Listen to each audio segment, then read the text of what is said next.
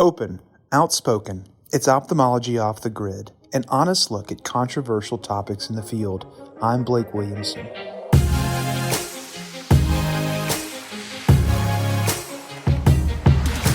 Hello and welcome to Ophthalmology Off the Grid. I'm Dr. Blake Williamson. In this episode, I'm once again joined by my esteemed co-host, Dr. Darrell E, founder of Sky Vision Centers in Westlake, Ohio.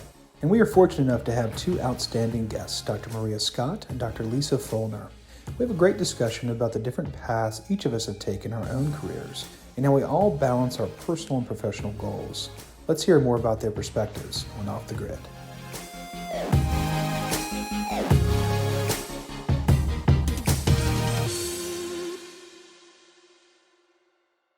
Support for this podcast comes from Bryn Mawr Communications. BMC produces a number of informative podcast series spanning a variety of topics in ophthalmology. Discover a new show at itube.net/podcasts. Welcome to another episode of Ophthalmology Off the Grid. I'm your host, Blake Williamson, and I'm hanging out with my main man, Darrell E. So happy to have him as co-host for this round of episodes. Loved our chat last episode with Priya about matriculation into private practice from academics and what that's like, and we're looking forward to today's because Darrell, we talked about the idea of this career arc and sort of like one of the things that I was telling you about is how things that were important to me my first 3 to 5 years of practice were different my second 5 years of practice. And you said, you know what, that's an interesting thought because you feel the same way. There's things that you value more professionally and personally now, maybe more so than you did 10 years ago. And so maybe kind of talk to us about this topic and maybe introduce our guests on the show today. Well, first of all, I'm absolutely thrilled to be here, Blake. I'm having a blast. I'm kind of addicted to this, so you should probably expect me to just parachute in every Friday. We'll do this on your blues thing. We'll just make it a thing. I'll get all my frequent flyer miles to New Orleans and do that. But yeah, this is a cool topic. When we go into med school and we start our residencies, we're on this 4-year plan, right? We went to 4 years of high school, 4 years of college, 4 years of medical school. And then if we don't do a fellowship, it's 4 years of residency. And even if you do a fellowship, it's just another year or two. So you're on this prescribed schedule where every 4 years, you're going someplace else. And if you have a partner along with you, then he or she have kind of bought into that same schedule. Bring some children into the equation, and now you've got a whole caravan of human beings who are following you on this pathway. Academia, maybe going to the military, private practice, big groups that are now here when they just didn't exist when our guests and I started into practice. And then if you're fortunate, maybe you get asked to share some of your thoughts about stuff outside of your practice. Somebody asks you to speak on their behalf, or maybe you've got a particular talent or a particular niche and they say, gosh, we'd like to have you come in and talk to our executives. And we call those folks KOLs, which I hate that term, the key opinion leader. I don't want to be a key opinion leader. I want to share my knowledge of what I've done and who I am. And so I'm thrilled to introduce our two guests, Maria Scott and Lisa Feulner, two kind of mid-career docs who are, we're all kind of heading into our final 3 innings. And you guys can't see us, but Blake is this handsome guy with perfect New Orleans hair. And I'm this, skinny, pasty white guy. My hair's thinning. My hairline is like sprinting for the back of my head. And then we have these two women who are brilliant, fantastic businesswomen, people who have done literally everything. They started their own practices. They did the family thing. Got into the KOL business, got out of the KOL business. People demanded that they come back in, and now they're part of an enormous private equity-backed practice. And so what I thought we'd do, Lisa and Maria, if you're game, we got this rookie here. We got this guy, he's got everything going for him. He has superstar written all over him. So let's tell him about our experiences and see if we might be able to help him, avoid any pitfalls that we ran into when we were young and wet behind the ears, but also maybe tell them about some of the good decisions that we made along the way. And I'll start with my story, just beginning. And then, as you guys know, I like to ask questions and then sit back, but I'll just briefly tell my story. When I went into practice, I got all these great offers. Do you want to talk about this thing? Do you want to consult on that thing? And I just thought I was just the stuff. I was just cool as get out. Well, we had a board meeting at White Family Inc. I am not the chairperson of White Family Inc. As you guys all know, that would be my wife, Beth. She's the smart one. She's the good looking one. She's the one who runs everything. And she said, listen, if this is what you think is going to make you feel fulfilled in your career, go for it. I've got your back. No matter what it takes, I'm all there. But if you're just doing it because you kind of think it's going to be fun, pal, I just assume you come home for dinner. So at age 34, I stepped off, didn't speak, didn't go to anything but the 2 big meetings, did a little bit of behind the scenes consulting off the books for some friends of mine, but didn't do anything for 12 years. Stayed home, coached football, coached basketball, went to horse shows, all that kind of stuff. You guys had similar opportunities. They were a little bit different.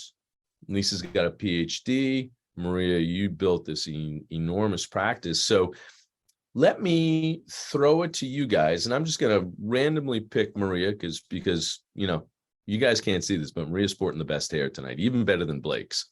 So Maria, let's start this off talking about the early part of your career, what you thought was going to be important, and what rapidly became obvious to you was really important, and how you managed it. And Lisa, you get to be the ringer here because you know what the topic is going to be, so you can think about what your answer is going to be. I'm putting Maria right on the spot. Thanks, Darrell. Thanks, Blake. Really good to be here tonight with you guys. So it's interesting today. We're renovating our office, so I was cleaning out my office and I found my goals when I first started in practice. And I started out in practice with someone else for 2 years and decided to move to Annapolis and wanted to be close because we wanted to raise a family. So I opened up practice. And the wonderful thing of having 2 years was I could see what was good and what was bad in a practice. And I saw what mistakes this gentleman made. So it gave me a head start in beginning my own practice. But I did start from scratch. 9 docs were already here, 35,000 people in Annapolis. And they said, really, there's not much room. And I said, that's okay, I'll learn to sail. But fortunately, it was a time when extra caps was still, like, the East Coast was the last to go phaco. And so half the people were still doing extra caps. And I was the first one to come out of residency trained in phaco. So it was a nice transition. So in my goals, I had set them out and it said, the first year I want to be able to do a cataract a week and see, 10 patients for the first 6 months, 20 by the end of the first year, and then 30 by 5 years and do 3 to 4 cataracts. And when they said I wasn't going to be busy, I said, great, I'll learn to sail. But there was just an opportunity. And luckily for me, I did very well, got very busy. But I was just the opposite of you, Darrell, in that I was really under the radar. No one paid attention, new to practice, did maybe 25 cases my first year. And then it was when I finally hit 500, it was like a bell went off. And every commercial leader kind of came and started talking to me and wanting me to speak. But by then I had young children and I was building my practice. I was very, very busy at the time. And you had to make a decision. It's hard to work full-time, be a parent, be present, and also be out there speaking all the time. And so I made a conscious decision at that point that I was going to put the practice of my family first and not do the KOL things. And I said, if when the kids are in school, you still want me, then I'll do it then. And so as the kids got off to school, people were still asking. And fortunately, the Cedars Aspen became a wonderful group. which I joined and have become part of a speaker group later in life after the kids went off to school. And it's been fabulous. Just as an aside, in the creation of the Cedars Aspens group, the Cedars was a group of men who were getting together partly for educational purposes, partly to kind of cement their relationship with industry. But let's be fair, partly to go to Vegas. And they only brought one person in per year for the first however many years. And I was the number 2 voted person for years and years. And I said, forget it. Don't nominate me anymore. I'm going to be the first boy who's a member of Aspens, which was the comparable women's group. And so I agree. It's a wonderful group. Well, Lisa, tell us a little bit about the early part of your career and, compare and contrast it with my experience and Maria's experience, because you've got an asset that the rest of us don't have. I mean, you're a PhD, you're an MD PhD. As Maria's sister always calls me, doctor. I have a lot of things in my experience that are similar to both of you. But the beginning was really different. When I was young, I kind of always knew that I was going to be a PhD. Wasn't sure about the medical part, but gradually grew to know that I was going to do this MD PhD, and I was going to study the brain, and I was going to be this world famous academic physician and lecture and do research and teach residents and be a neurosurgeon. And never on my radar was there ever the chance that I had any interest in being married or have children at all. And it was in the middle of my PhD part when I met my husband, who was a postdoctoral fellow. He's also a doctor. He's a JD PhD. And my life came to a screeching halt. So the girl who never wanted to be married met her husband, got engaged in 3 months, married 6 months later, and now we're going on 31 years.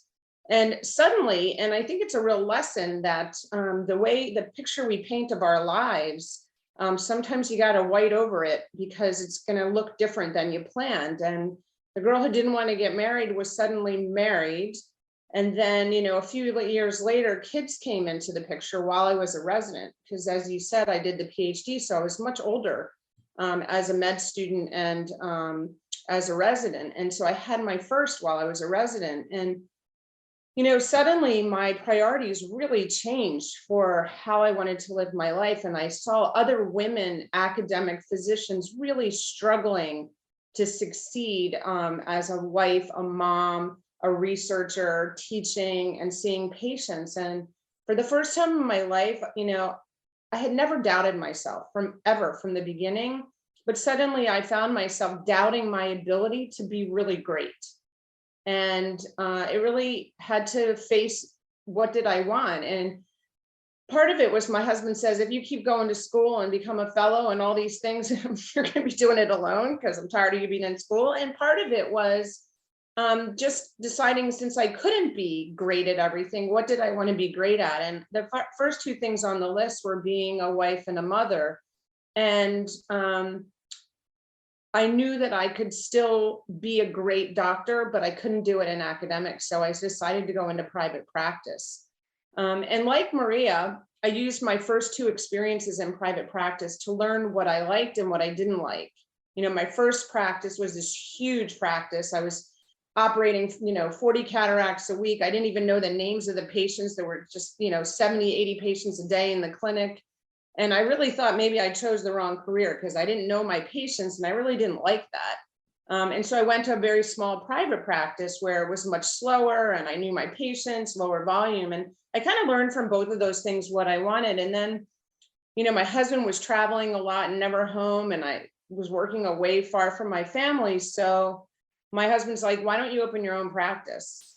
And it kind of I never imagined in my life that I would own my own practice or open my own practice. I really felt like I had no knowledge to do that. But, it was really my husband pushing me out of the nest and having the confidence in me to say that you can do this.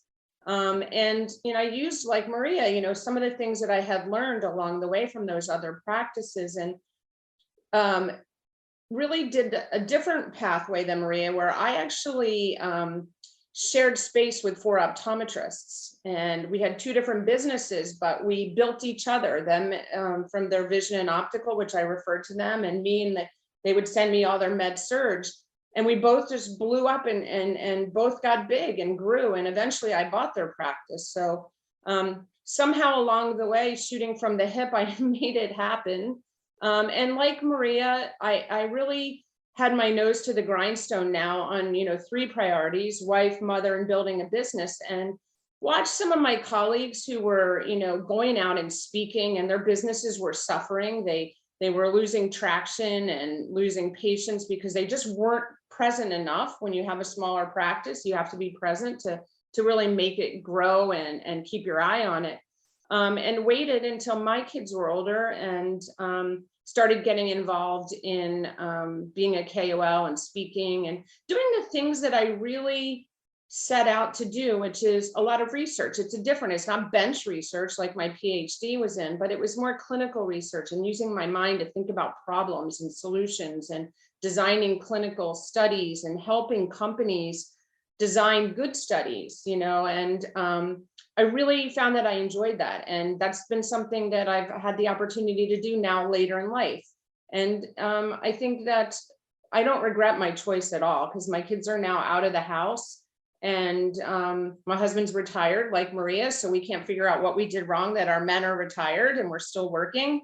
But actually, I'm having a lot of fun now. And in December, I, as you mentioned, sold my practice to the private equity that Maria founded, and hoping over time that it gives me even more free time to do the things I love, like maybe learn to sail. I don't know, but that's my story.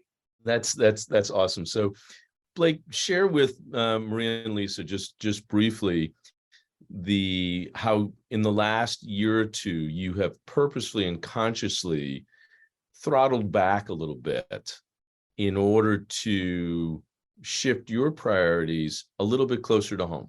My situation was different in that, there was this machine that I was getting plugged into. And the day that I, started my very first day in private practice, I think I did 20 cataracts. And that was because my uncle, who'd been practicing for nearly 40 years, retired the day I started.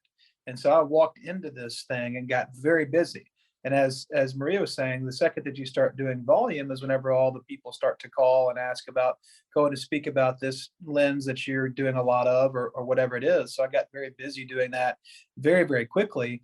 And to me, in my first few years of practice, I thought, I was kind of like you, Darrell. I was like, oh, this is great. I can't believe they're interested in having me talk about this. I remember my first ever booth talk was with Sherry Rowan at the Bausch & Lomb booth on the floor of Ascaris. And I prepared for 3 weeks for my little 4-minute booth talk. I thought it was the coolest thing ever.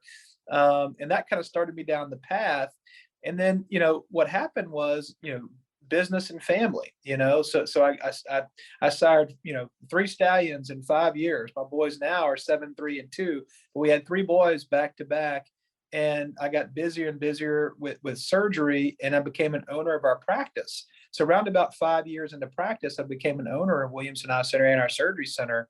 And so, it got to the point where I was like, gosh, I'm saying yes to a lot of these different KOL engagements, and I have fun doing them, and I'm only speaking about stuff that I care about.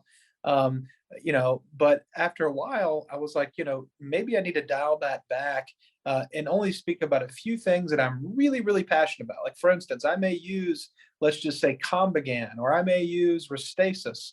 But is it something that I'm really passionate about, or talking about and teaching other physicians? Do I really need to be in, Fayetteville, Arkansas on a Thursday night talking about an eye drop for dry eye? No, because that's not my favorite thing within what I do. So now it's really just about refractive surgery and MIGS are my 2 buckets that I get passionate about, and it's fun. But even going to conferences, I used to be the guy where I get an email from like Eric Donenfeld or Kerry Solomon or somebody. They say, hey, we want you to be on this panel with us and David Chang. And I was like, oh my gosh, I wonder why. And then it's like Tuesday at like 3 p.m. And I'm like, that's why. And so the first few years I did that, and I was like, this is great, just so I could be on the panel and just like look at David Chang up close. But then now, 6 years in, I'm kind of like, yeah, I can't do that. I can't miss 2 days of work in a surgery morning. That's insane. So literally, I find myself now going to the main conferences just for like 48 hours. Whereas I used to stay for a week, and I would say yes to every opportunity. And I always say that the day that I could drop my three boys off at one school, um, so they'd be, right this year, really, they could all be in pre-K 2, pre-K 3, and then first grade together. The day we had one drop off is the day I was going to stop consulting widely, like I was doing, and that was this year. And so I've kind of dialed it back, and we still will go to some of the smaller meetings like ACOS and things like that, but it's very much a family vibe. Like, I'm not going somewhere unless Nicole's going, or my kiddos are going, in which case I'm having fun. That's like, it's not, I'm not away from my family. They're with me. So I realized that I couldn't really find work-life balance. Hasn't been possible for me. But instead I've kind of combined the two, like many of us do. And that was the advice I got, for how to do this and how to stay married, and still, see your kids and stuff like that. So that's kind of what it is for me now. And actually, starting August 1, I'm no longer seeing patients on Fridays. So Friday is going to be an administrative day for me. So I'm going to a 4-day work week in office, which I think will further sort of allow me to participate in my kids' life. On Friday, I'm going to drop them off to school and pick them up, because I was always envious. My wife was like, "Oh, I'd love for you to drop them off." I'm like, "I know, I just want to drop them off once. I think that'd be so fun." And they're so pumped up to see me pick them up. Occasionally, I'll finish clinic enough where I could go pick them up from school, and it blows their mind. Well, now I get to do that every Friday. So that's kind of where I started and kind of where I am now. So the three of us are kind of, I guess the best way to describe it now is none of us are really truly on the glide path, but we can all see the glide path on the radar. And so we've got a whole other step, and that's probably a whole other podcast. So let's try to tell Blake what to expect in this big mid-career section where you're working, you're doing some of your best work, you're doing lots of volume, but at the same time, you've got the thrill of watching your children become individuals. I mean, this is where we figured out that, even though my son didn't figure it out, he kept pretending he was going to be pre-med. He was never going to be pre-med. The kid managed to get through college without taking physics. Nobody goes to the med school if they don't take physics. He's a lawyer. It's perfect. Absolutely perfect. His mother knew he was going to be a lawyer as soon as he could talk. But there's the big middle is, or was for me at least, about being a dad. And so my situation is definitely different from yours, Lisa, and yours, Maria, because like Blake, Beth retired when we had our children and stayed home. So she was home, and I got to really pick and choose. What I chose to do was come home. So let's switch it up here, and we could talk about this forever, but Lisa, give a little bit of a perspective on that, the meat of your practice career, and how you prioritize the way you prioritized it. So let's give Blake a little crystal ball into that next phase of the career, because his dad is having so much fun that he has no idea. Blake has no idea what the end of the career is like, because his dad is just, he's still riding the bucking bronco. You guys are normal. So just give him that next perspective. So I think if you have two working members of your family, you have to have trusted daycare, because there's no way that you can be home. And so for me, having trusted daycare, when I moved my practice closer to my house, I could drive my kids to school, but I couldn't pick them up because they finished at like 2:30 or 3. So I drove my kids every day. Even in high school, when they went to school in the city, I still drove my daughter to school and got back to clinic in time. And I cherished those moments with her. But we had daycare from get-go, nannies and other kind of helpers at home that we trusted and that the kids loved. But for me, in the middle and the meat, while I was really building and working really hard, as I still am, I used all of my vacation days that I had to go on field trips with my kids, or be the room mom, or, do whatever it was that all the other moms did naturally. I had to really use my vacation time to do that. And I think that gave me the energy just to keep working hard in the middle. I think Blake has it right at a really young age to prioritize your kids and your family, because it really does. No matter how many times you hear it, it goes so fast, and that moment is gone. And there's so many special moments that these kids bring home to you, that you just want to grab all of them. And so I think, prioritizing your kids and your home life and your marriage and then work is such an important thing. And sometimes even that picture you paint for your career, it either takes a different road and keeps changing. But I think there's always the possibility, as long as you have the passion, to come back to where you started from with your career, once the other things that pull from your life have kind of eased up. So your kids become more independent, they're older, they actually don't want to hang out with you anymore, they don't want to barely talk to you. And then you have to fill your time because you've created time, and then they don't want to spend time with you.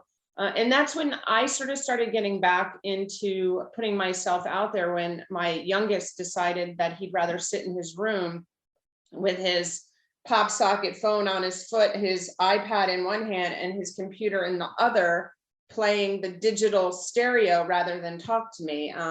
And so I think that's the lesson is, when they want you and need you, just be there. And, know that if you have the passion, the skills, you can always go back to the career that you think you left behind. Like, you're such a rock star from the beginning that you will always be desirable. And so I applaud you for making the decision to put your family first.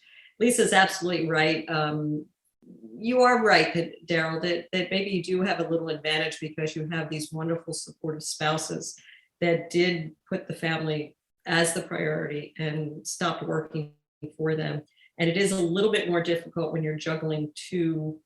And luckily, Lisa and I had supportive husbands. Her husband was traveling all the time, and then made a decision to be part of the family kind of mid-career. So he made the same sacrifices in his career as she did, putting the family first. I've always had an extremely supportive husband, but his career was very rigid. He was an anesthesiologist, so his schedule was not his. He had call. So more of it was on me, but also, when I worked, I really wanted to spend time as soon as I got home with the kids, and he allowed me to do it. He would do the dishes so I could read to the kids and give them their baths. And we had a wonderful nanny who was there for 11 years. So having that help, it really does take a whole group of people to make it a great family. But I sat in many a lecture with Howard Fine and Dick Lindstrom and your father and listened. And so I also think it's very important to give back. And you have to do that for other people once you have the experience. So it's nice to be able to have the opportunity now that, the kids are out, and I do have more freedom to get out and speak again. But I still value my family and my life with my husband more than anything else. And I think that's just so important, because they're the people that are going to miss you when you're gone. But selfishly, I've made so many wonderful friends in ophthalmology that it's fabulous to go. And Blake, one of the things I have trouble with is that you're really going from 6:30, or you can at least from 6:30 to 11. And the way some of the industry restrictions are, you can't bring your spouses to the dinners. And so I always feel that when I'm away, if I bring my spouse or my kids, I feel torn, and I'm pulled between trying to get the most out of the meeting. So I do what you do and kind of do a quick in, quick out, but usually don't bring them along unless it's a Caribbean Eye or something that's a little different, where you have the afternoons off, like ACOS, afternoons are off. But it is important to give back. And I like the way you've decided to pick up a couple passionate things, and not do every meeting. And absolutely, if you're out of the clinic, you're not making money. So if you have to close half of your clinic, leave at 1 so that you can get to the flight and do your 7 o'clock talk and then get back in the morning, it's a lost leader for sure. So Maria, I was thinking, about our husbands. So the way we've worked out bringing our husbands is that with Denise Visco, the three husbands, Matt, Dave, and my husband, Greg, they're like the best buddies. They hang out and get into all kinds of trouble together, which kind of allows us to bring them and then go to the meeting. So even if they can't go to something, they get into trouble all by themselves. And so that's also another key, is that make sure your spouse makes friends. Yeah, that's good. And also, if you own your business, or you have, influence to do this, put them on the payroll. So Nicole does a lot of our social media stuff. She's our marketing assistant, so she can come because of that, and she's on the payroll. They can check that out. So that's another thing too. Darrell, I want to ask you, man. I know we're kind of wrapping up here, but when I talked to you about this idea, and I was like, man, is this bad that I'm feeling I need to kind of slow it down and not do as many speaking engagements and kind of like really whittle this down? You told me that you stepped away and you told the story that you just told a minute ago. Number one, did you miss it? And number two, were you concerned that they weren't going to invite you back? Because I've had some people tell me, no, if you start saying no a bunch, and then 7-8 years down the road, you say, hey, let's get it started again, they may leave you in the dust. I find that hard to believe, but I'm just curious what you think. Yeah. So, in all honesty, Blake, you don't know me nearly as well as Lisa and Maria do. I mean, they're two of my closest friends in the world. I didn't care. I made the decision that was the right decision for us. In my world, and you've met my wife, Beth. Beth is universally known as Darrell's better 95%. And at that, she's probably getting cheated because, it's at least 95%. So no, I was fully aware of the fact that stepping away at age 34 might mean stepping away forever. And I was totally comfortable with that. The fact that at 46, I got rediscovered. I mean, it's like one of the greatest mulligans in the history of the whole speaking and consulting thing. I never expected to be of interest to anybody, and the fact that I got to do it again was huge bonus. But having not done that, I really know my kids. I really know my kids, and I know my kids so much better than my dad knew us. I mean, I didn't really get to know my dad until I was in my late 20s. It turns out that my dad was a great guy. We thought he was a deaf mute with a belt. And, but it turns out that when my brother and I got to learn who he was to his friends, he's a great guy. But I got to do that when my kids were in preschool. And, now they're all married. The next phase, which again is another whole podcast, I have grandchildren. Oh, I had 3 of the grandchildren here in the house yesterday for Beth's birthday. It doesn't get any better than that. I mean, the kids are good. The grandchildren are very good. But it is a concern if it's really important to you. But at the end of the day, what was more important to me was coaching basketball, coaching football, going to horse shows. And I didn't understand anything about horses or riding horses, but my daughter knew I was there. And she knew that dad was there and that he was watching.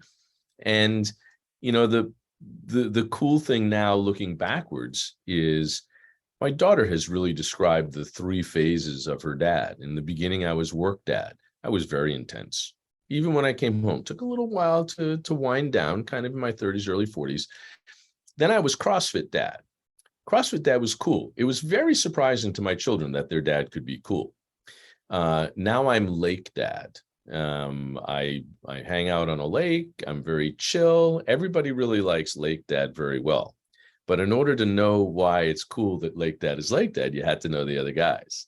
So I think the take home message from Lisa and Maria and D. White is the priority really should be home if you can pull it off.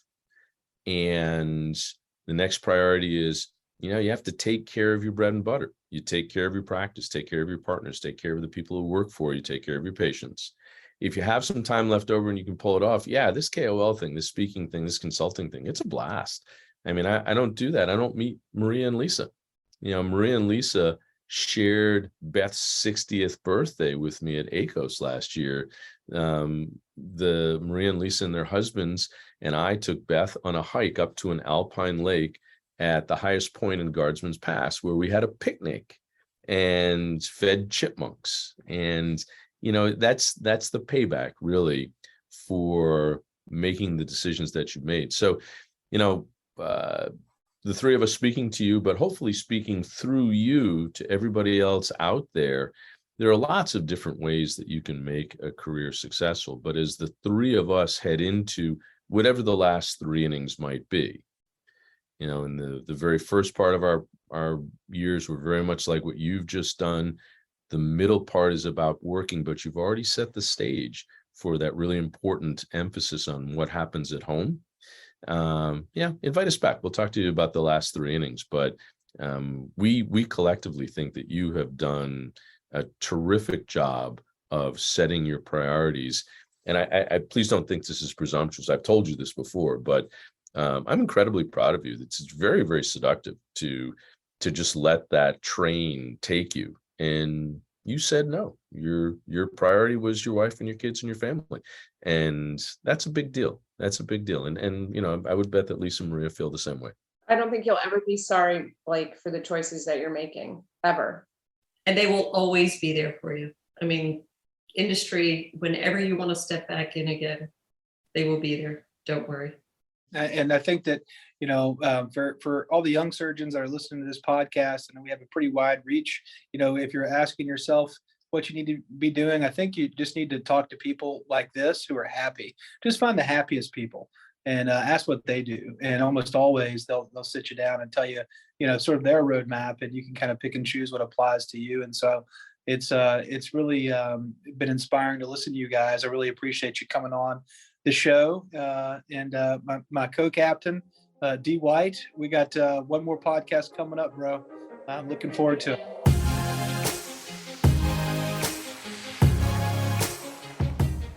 Thank you to Dr. Maria and Lisa for joining Darrell and me for this episode of Ophthalmology Off the Grid. And thanks to our listeners for tuning in. See you next time.